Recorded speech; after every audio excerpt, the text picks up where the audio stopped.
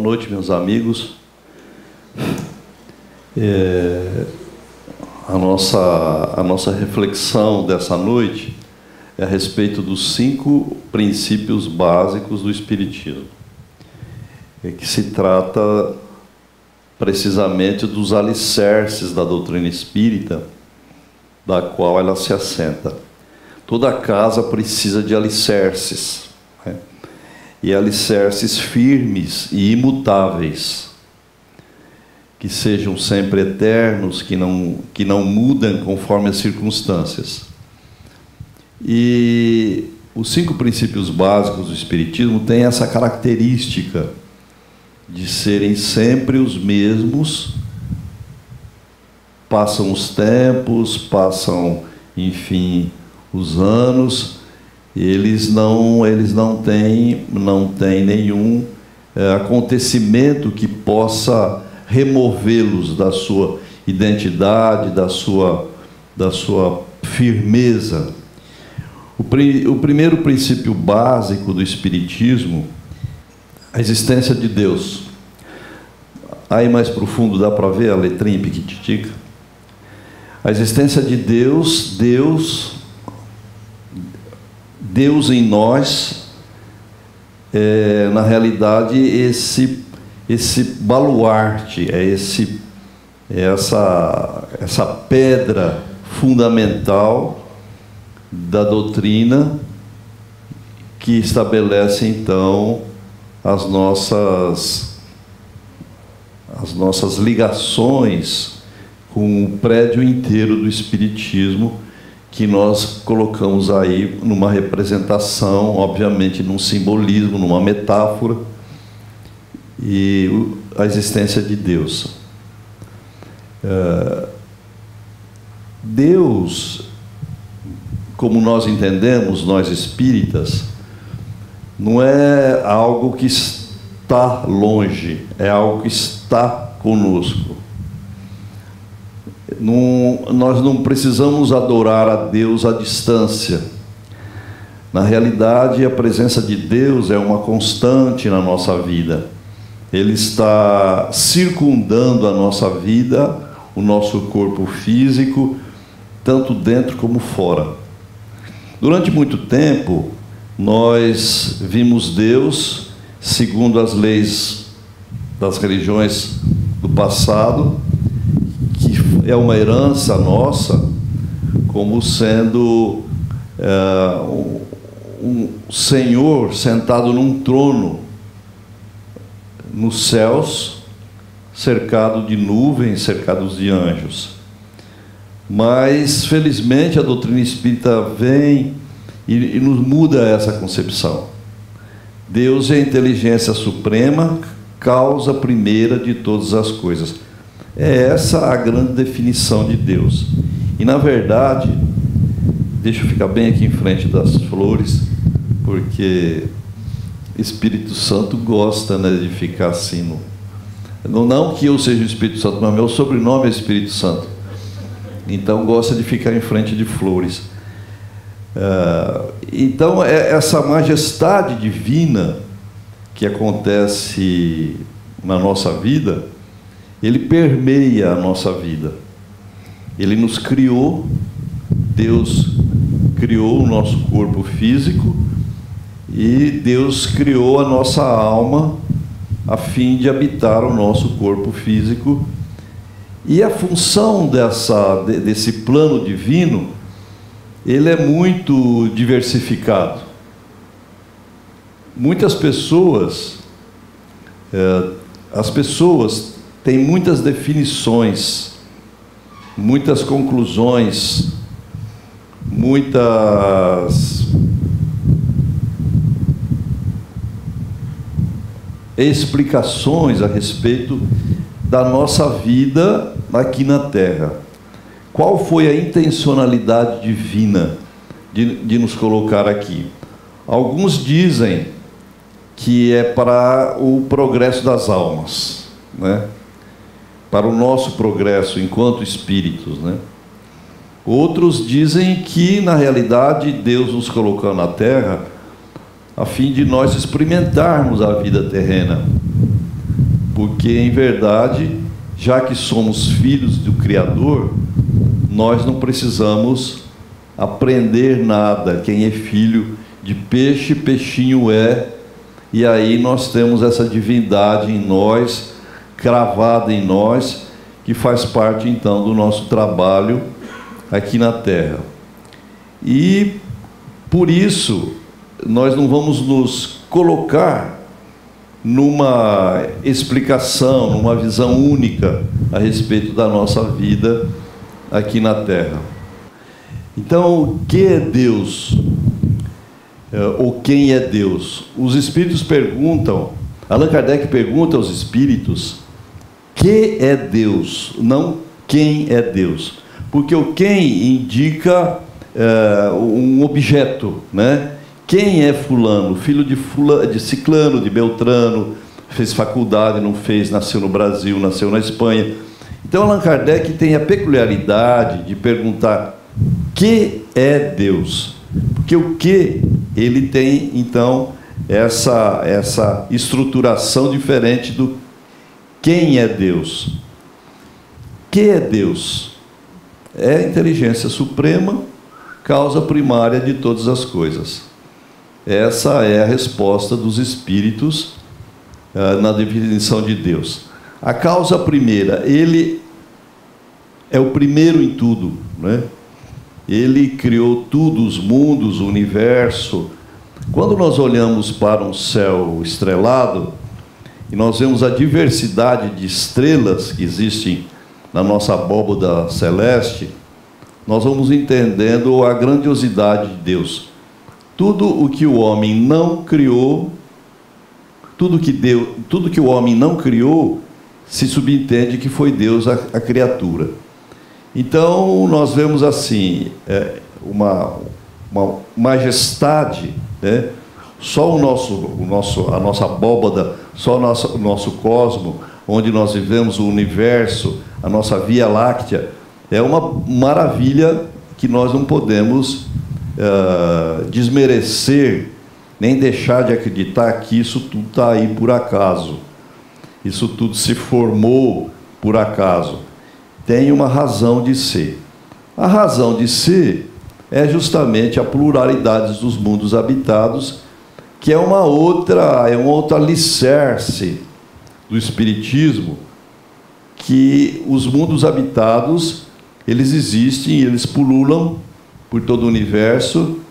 Nós ainda não temos comprovações científicas da vida em outros planetas, mas gradativamente a ciência se aproxima dessa verdade, que existem vidas e mais vidas, que as vidas só não existem aqui no nosso planeta, que é um dos planetas dos 9 que nós entendemos, que dizem hoje que tem mais, mas eu não consigo qualificar, mas muitos planetas, muitas vidas.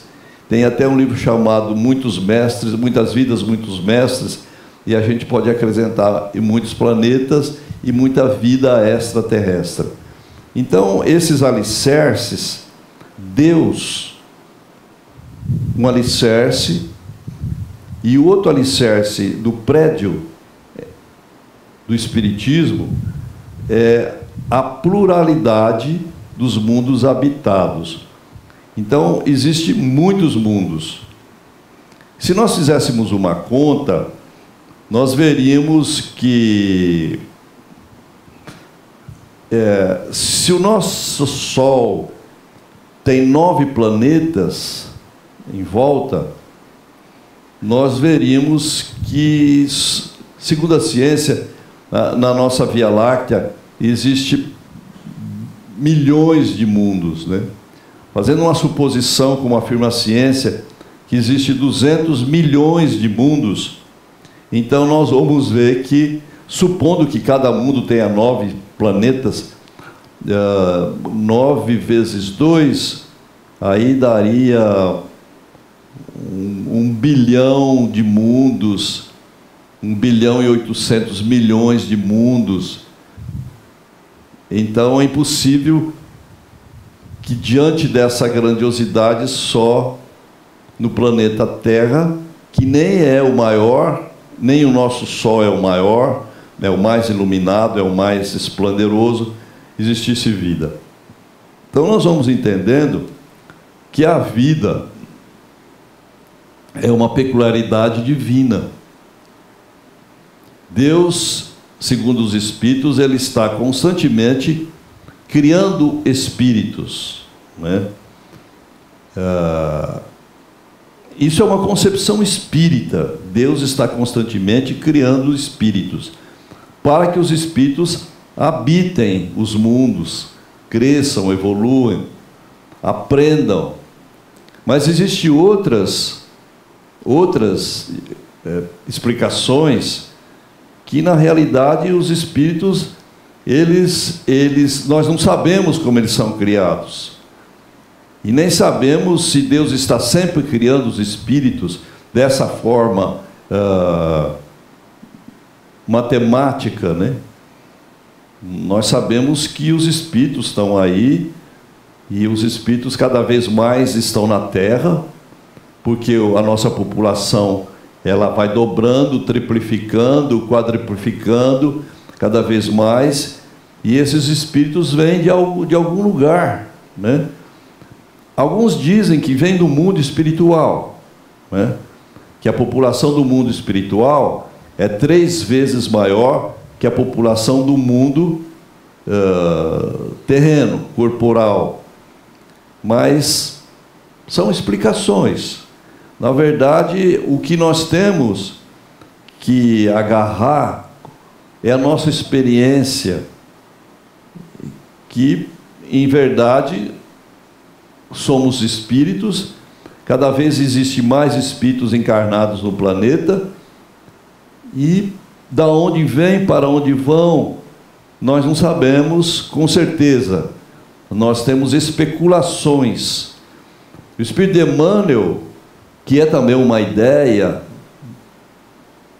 dizem que o planeta Capela, que é um dos mundos justamente da constelação de Capela, esse mundo, em determinada época, ele foi evoluindo, e os espíritos que não mais comportavam ficar ali em Capela, e que eles estavam atrapalhando o progresso daqueles que progrediram e estavam progredindo, eles foram mandados, né? Foi feita uma imigração de espíritos desse planeta da constelação de Capela ou Cabra, né? Para habitar os primórdios da Terra, onde na Terra antigamente só existia os espíritos vivendo, ou o princípio inteligente vivendo em corpos ainda animalescos, embrutecidos. E aí que surgiu toda a evolução estudada pelos cientistas, e de onde Charles Darwin nos fala dessa ligação que existe a espiritualidade com esses corpos que foram evoluindo durante todos esses anos, esses séculos. Só para que a gente tenha uma noção, o homem chamado Homo sapiens, ele tem 160 mil anos atrás. Só que ele é um dos últimos da cadeia evolutiva. Essa formação, esse corpo, essa estrutura corporal chamado Homo sapiens, ele tem 140, 150, 160 mil anos.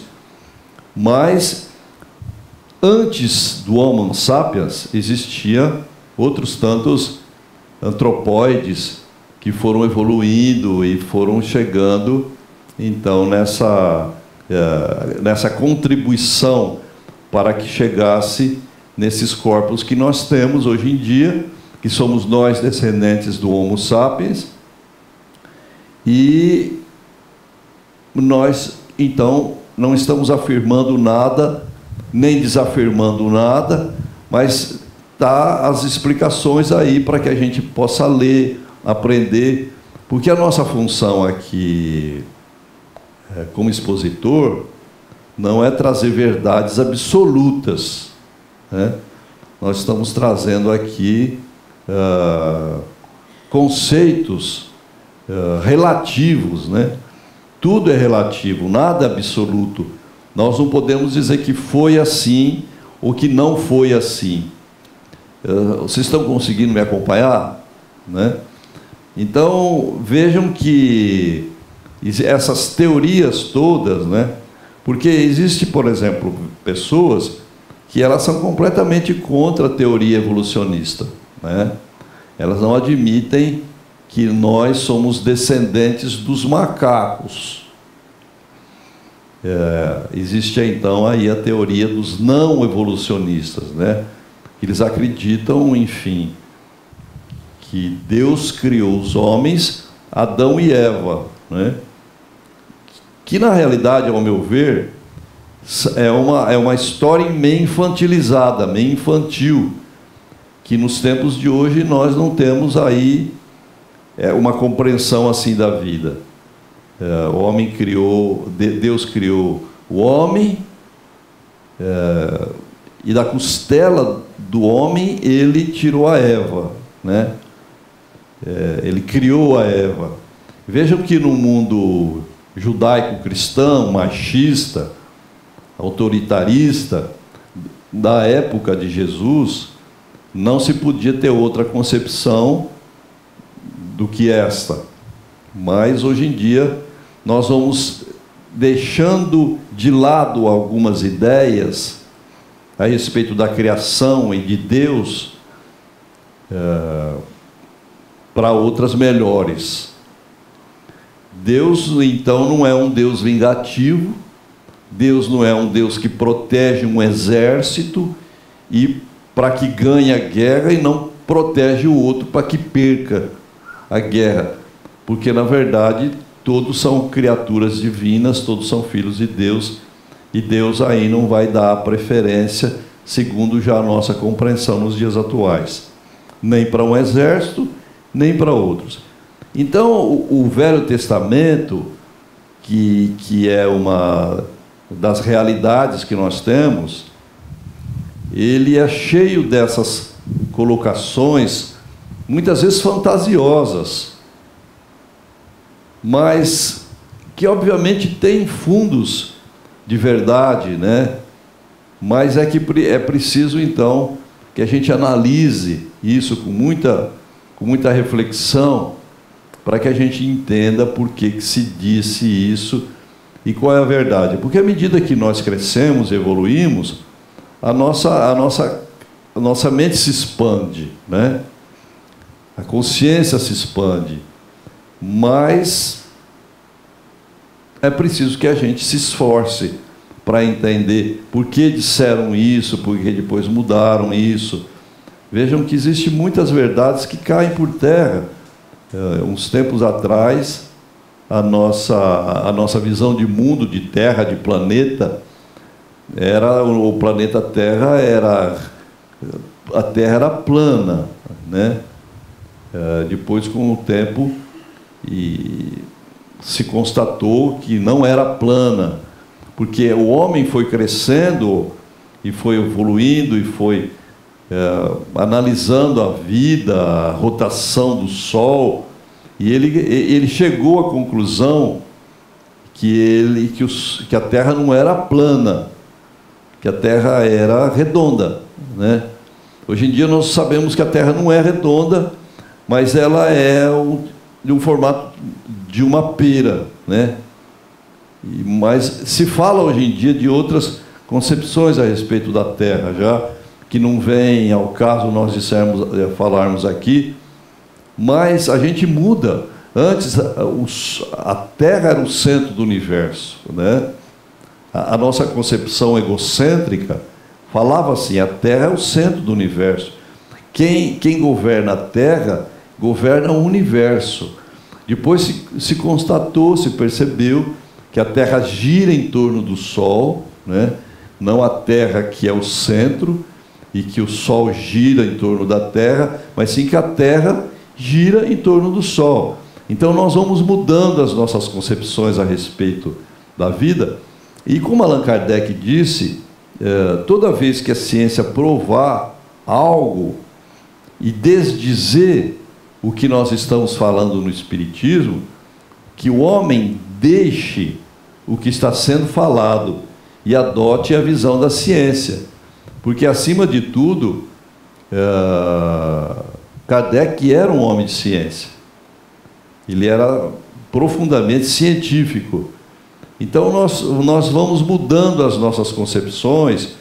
Então, isso vai fazendo com que nós, ou muitas vezes, perdamos a noção das coisas, ou nós acompanhamos o movimento das coisas. Porque tudo que é falado e não entendido é tido como blasfêmia, né? Quantas pessoas, inclusive Jesus, ele foi tido como blasfemo diante das concepções da época em que ele viveu. Hoje em dia nós adoramos a Jesus, né? E, na verdade, nós nem adoramos a Jesus. Melhor o termo é dizer venerar, né? Porque adorar se adora a Deus. Mas isso são questões de palavra. Tem muitas pessoas que acham que Jesus é Deus, então adora a Deus, que é Jesus. Nós sabemos que Jesus não é Deus, é um dos espíritos criados por Deus, né? Que veio na Terra com uma missão definida. O espírito de Emmanuel diz como Buda, Hermes Trismegisto, né? Confúcio e outros tantos luminares aí da filosofia. Eles eram, segundo Emmanuel, eles faziam parte da falange crística, e eles vieram como auxiliares no planeta, né? Uma outra visão, existência e sobrevivência da alma, é um outro alicerce da doutrina espírita.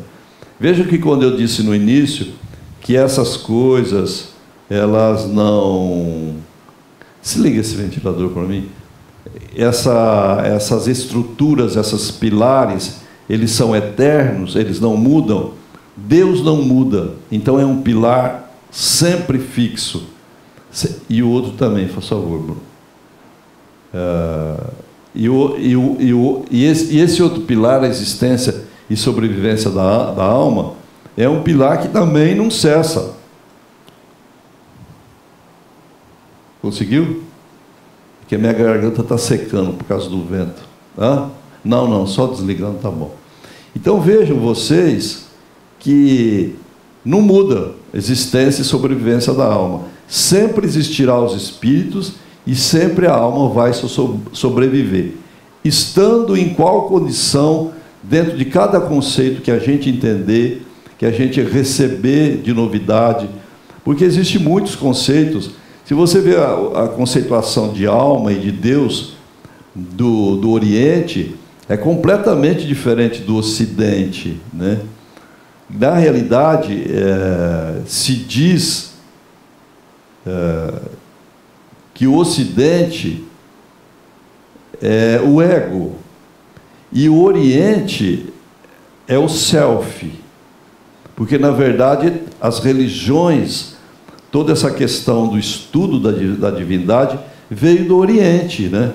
Inclusive Jesus nasceu no Oriente. Jesus, ele era a religião judaica, cristã, nasceu no Oriente. Então, o Oriente, eles estão muito na frente, segundo algumas pessoas. Mas isso não quer dizer que todos os habitantes do Oriente estão na frente, muito na frente, dos habitantes que moram no Ocidente. Então, vejam que, quando eu falo que tudo é relativo, que nada é absoluto, nós não podemos ser taxativos em uma coisa a respeito da criação, a respeito das almas. O deus Shiva, do Oriente, ou Brahma, é um Deus completamente diferente da estrutura do nosso Deus. O Brahma, que não é a Brahma, né, do Euclides, é um Deus comparado a Shiva, que é um Deus que tem muitos aspectos. Ele tem uma estrutura, ele é desenhado, ele é mostrado, as figuras, as estátuas.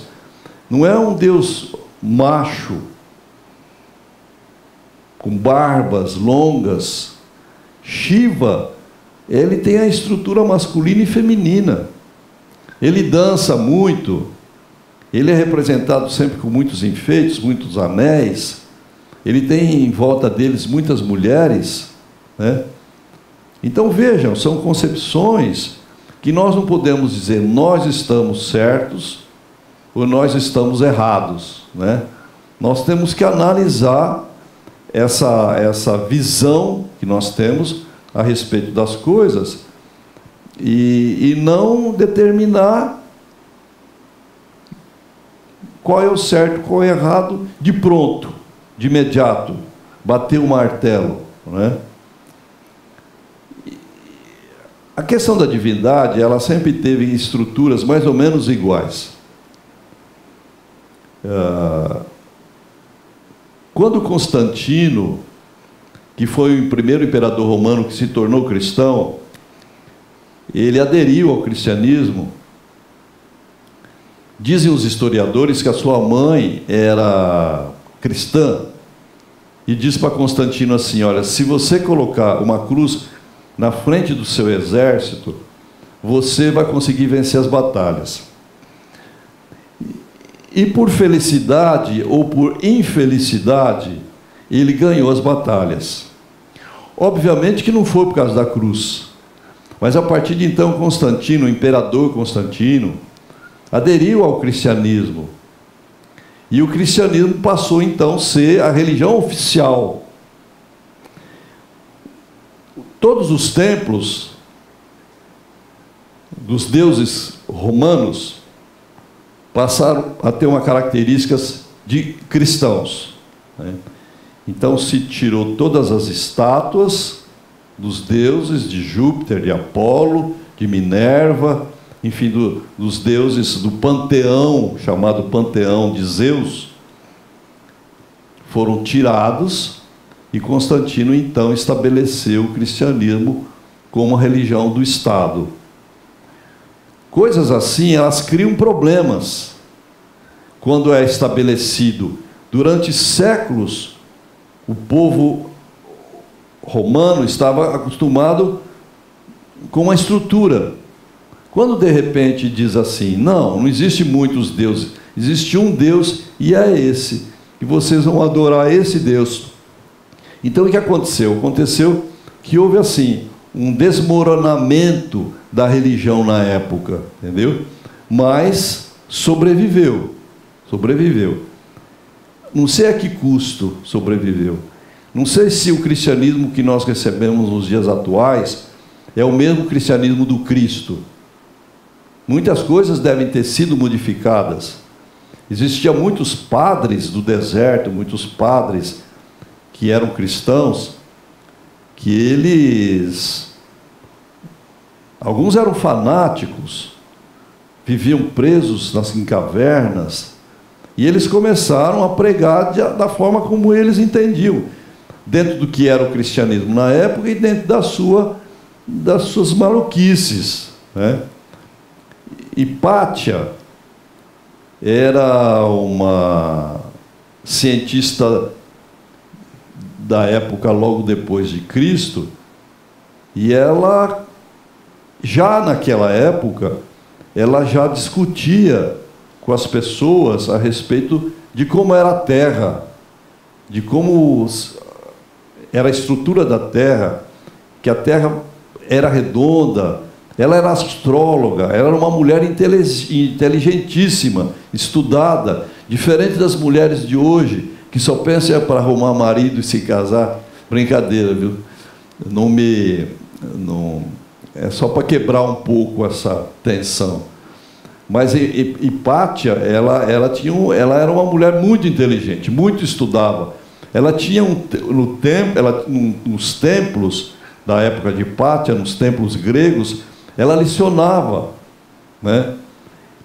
E, pasmem, né? Os cristãos da época apedrejaram Hipátia, mataram Hipátia, crucificaram Hipátia, porque ela era uma personagem muito forte na época, diferente daqueles muitos monges padrecos que viviam no seu fanatismo, no seu autoritarismo.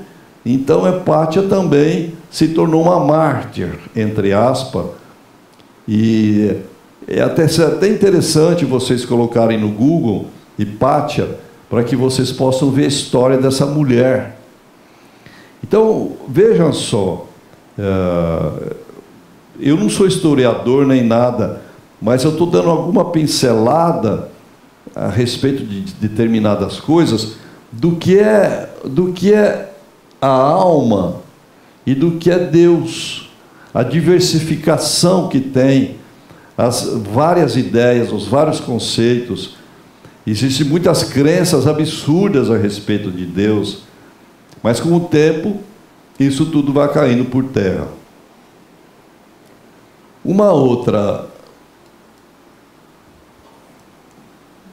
Um outro pilar, que eu já mais ou menos dei uma pincelada, é a pluralidade dos mundos habitados. É um outro pilar do Espiritismo, né? Do alicerce do Espiritismo, que também é imutável. Querendo ou não querendo, existem muitos mundos, e os muitos mundos são habitados.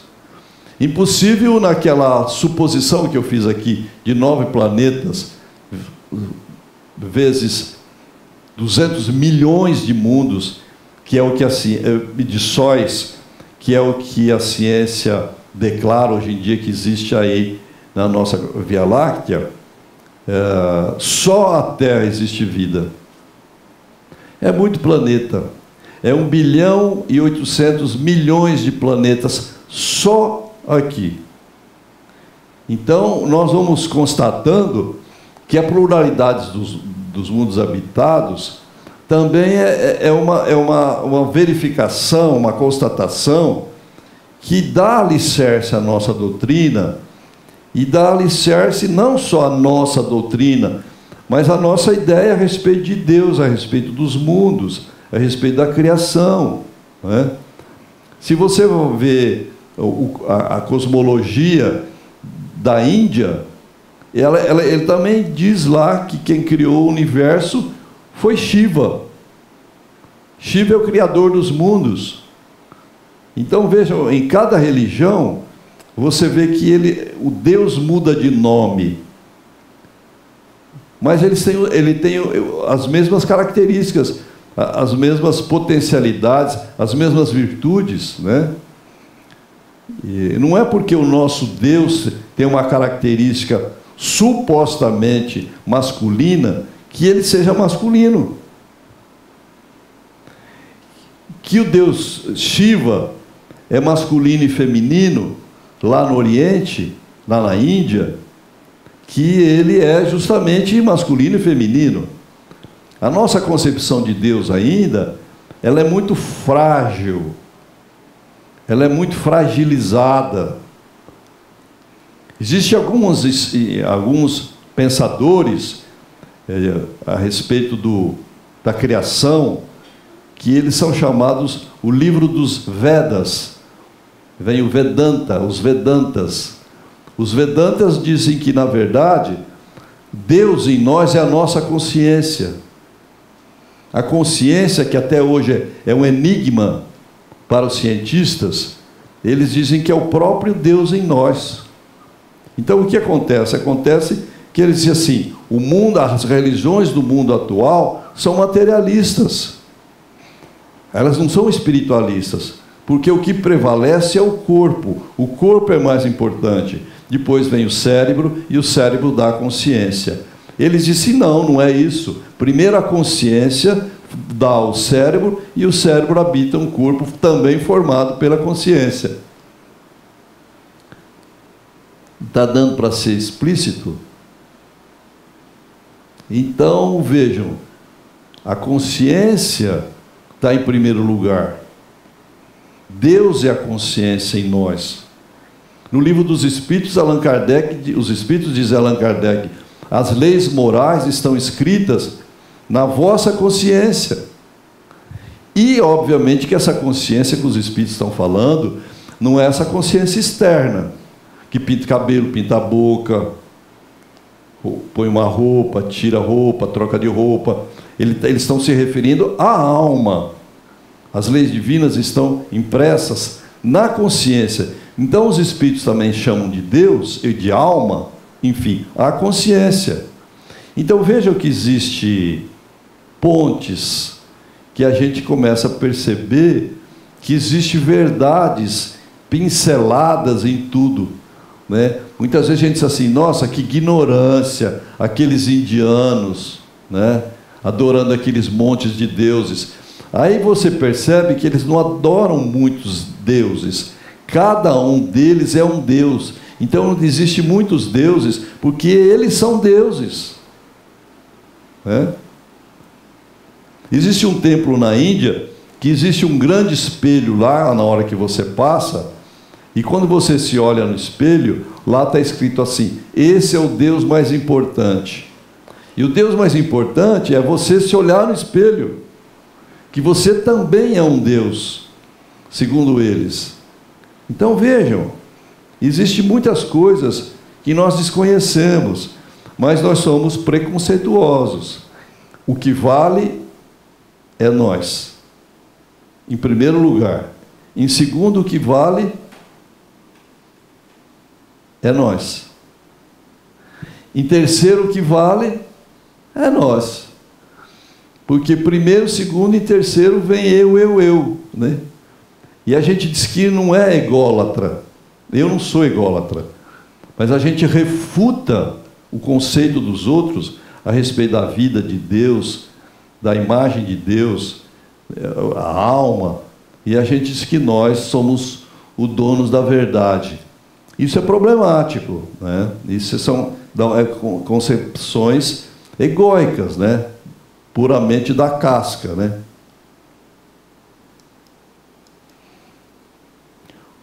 Uma outra pilar é a pluralidade das existências, é a reencarnação, as várias vidas. Se fala da reencarnação na Índia, se falava da reencarnação na época de Jesus, se fala na reencarnação nos dias atuais. Obviamente que existe algo aí de concreto. Qual é a concepção certa de reencarnação? Nós estamos reencarnando aqui para pagar os débitos do passado?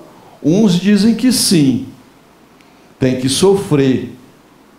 Outros dizem assim, nós estamos aqui a fim de aprender. Então a gente aprende reencarnando, a gente aprende errando. Errar não é errado, errado é permanecer no erro. Mas essa é uma concepção de poucos, não é uma concepção de todos. Muitos acreditam que o erro, você está sofrendo aqui agora, porque você errou, né? Que eu fiz para Deus para estar sofrendo? Será que eu tirei pedra na cruz? É uma coisa comum para nós, né? E algumas pessoas que perdem um ente querido e dizem assim, por que eu? E aí vem a grande pergunta, por que não você? Por que não você? Porque essa concepção da supremacia, eu sou superior, eu tenho que ser abençoado. Eu tinha alguns amigos que eles estavam levantando um centro espírita em Paraíso, alguns anos atrás, uns bons anos atrás. E eles estavam movimentando o espiritismo lá. Tinha um centro muito pequenininho, e eles começaram a movimentar esse centro, e levaram até o Divaldo Franco para fazer uma palestra em Paraíso, né?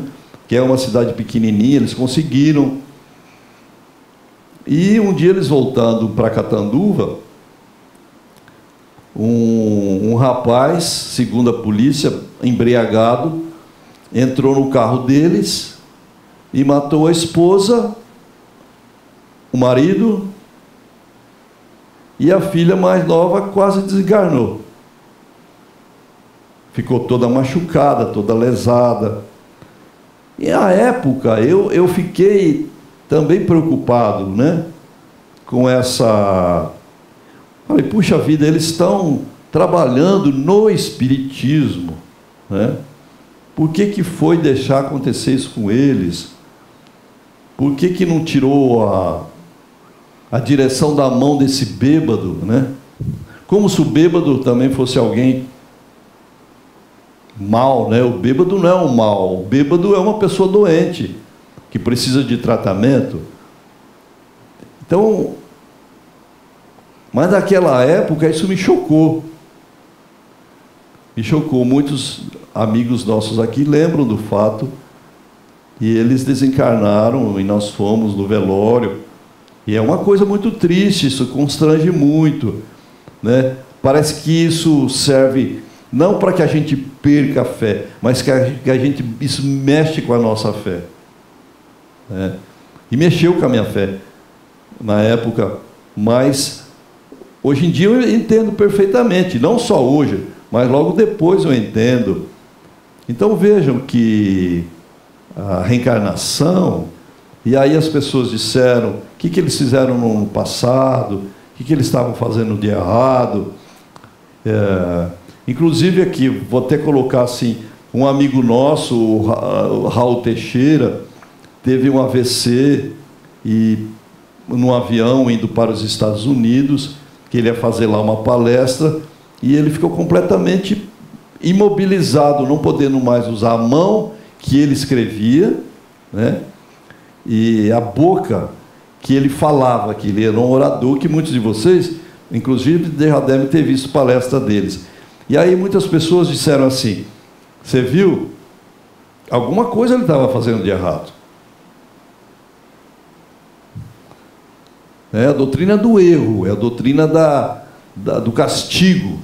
Alguma coisa ele estava fazendo de errado, alguma coisa ele estava falando de errado, ele tinha alguma postura errada. Ninguém tem postura errada, a gente tem a postura que pode ter. Você está sempre fazendo o seu melhor, porque o seu melhor é aquilo. Cada um dá o que tem. Se não pode dar mais, por que não dá? Então eu ouvi companheiros espíritas meus dizerem isso. O que é que ele estava fazendo de errado? Vejam como isso é muito forte ainda na nossa estrutura. Isso é uma crença perniciosa. Isso é um veneno que está no meio de nós, né? Essa crença do castigo através da reencarnação. A pessoa fica bem de vida, de situação, perde tudo, lá vem a nosso julgamento. Ele deve estar roubando, ou no passado ele deve ter feito alguma coisa errada. Porque Deus deu, depois Deus tirou. Como se Deus estivesse sendo orientado e se orientasse por essa nossa visãozinha de canudo de mamona. Entendeu?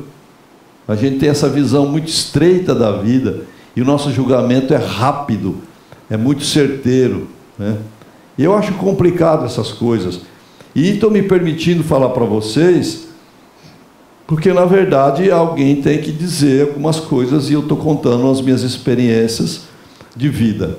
Então a reencarnação é lá uma...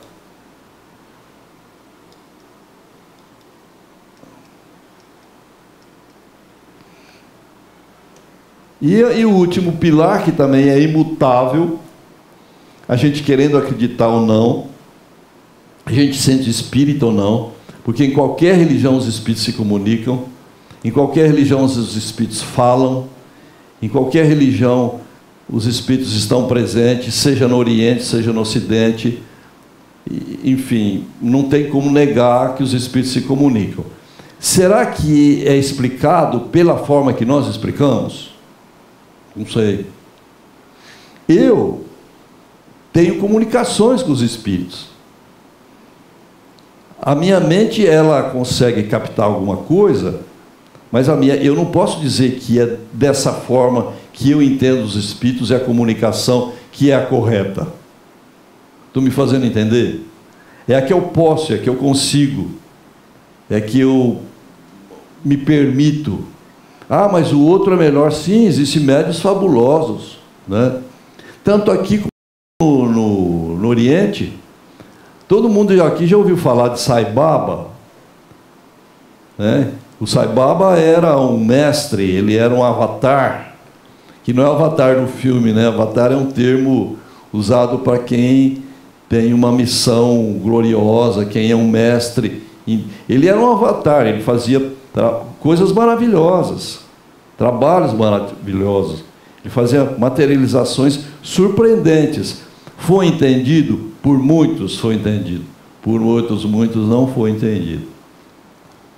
Depois que ele desencarnou, surgiram várias conversas, que aquilo tudo era fantasia, aquilo tudo era mistificação.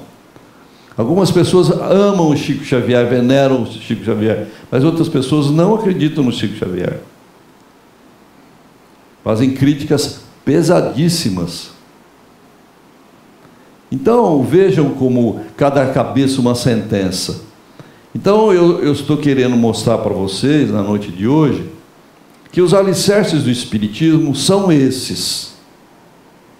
São válidos para nós. Mas eles são entendíveis, compreendidos de várias maneiras pelas outras religiões. E não é só o Espiritismo que tem isso como estrutura. As outras religiões também os têm como estrutura. Então, nós não podemos nos sentar numa poltrona e achar, olha, eu vou no centro, estudo, e lá eu vou beber da fonte da água limpa. Sim, tudo bem. E o seu trabalho de você com você mesmo? Você faz? Você lê mais? Você abrange a sua concepção das coisas, a sua visão das coisas? Você consegue abrir mais a sua cabeça? Ou você vem no centro fazer o quê? Ah, eu vou lá, tá bom já, ir lá tá bom, eu escuto, tomo o meu passe. É uma concepção ainda católica romana. Eu vou lá, as pessoas, eu vou na missa, tomo a hóstia e tá bom, não preciso mais que isso. Eu vou no centro, tomo o passe, escuto a palestra. E o crente fala a mesma coisa. Alguns crentes acomodados, eu vou escutar o pastor. Tomo lá, porque na igreja no presbiteriano, principalmente nesse aqui da Rua Minas, lá se dá também hóstia, só que são pedacinhos de pães que dá, né? Você já foi lá? Não, a menina de trás? Não. Mas você está fazendo, você ouviu falar? Eles dão pedacinhos de pães, verdadeiros mesmo, né? E a hóstia católica, ela é uma confecção, né? Então vejam, eu ainda não procurei saber como é que existe esse ritual lá na Índia, ou lá nas religiões indianas, mas obviamente que deve existir uma qualificação de Deus, né? Porque quando você recebe Deus e você toma uma hóstia, você está recebendo Deus, né? É uma coisa, ao nosso ver, muitas vezes absurda, né? Como alguém recebe Deus? Mas tem uma significação profunda, que às vezes nós não alcançamos o que seja aquilo, né? Como muitas vezes nós não alcançamos, por que a gente não acende vela, né? Porque a função de se acender uma vela é você clarear o espírito, dar luz para o espírito, né? Isso é errado? Não sei se é errado, não sei se é certo. Eu só sei que não sei tudo. Eu não sei tudo. E eu não posso fazer julgamentos precipitados, né? Se você gosta de acender vela para o seu pai, para a sua avó, para a sua tia, acenda a vela. Se você acha que uma vela não vai iluminar um espírito, então é besteira acender uma vela, não acenda a vela. Mas é preciso que a gente aprenda que existem outros tipos de realidade. Só não existe a nossa realidade, né? E o que faz bem para a gente quando viaja é você ver a cultura dos outros, estudar a espiritualidade dos outros. É bom passear, é bom visitar museu, é bom visitar a igreja, mas chega a hora que ó aqui de museu, ou aqui de igreja. Então você quer fazer o quê? Você quer se entrar em outro aspecto dos povos, das religiões e dos indivíduos. Então, meus amigos, fica aí para vocês essa reflexão na noite de hoje, para que a gente possa entender com mais expansão a existência de Deus, a existência e sobrevivência da alma, a pluralidade dos mundos habitados, a reencarnação, a comunicabilidade dos espíritos, porque são vigas mestras importantes da nossa doutrina e de muitas outras doutrinas. É as mesmas coisas, mas com uma colocação diferente. Obrigado pela atenção.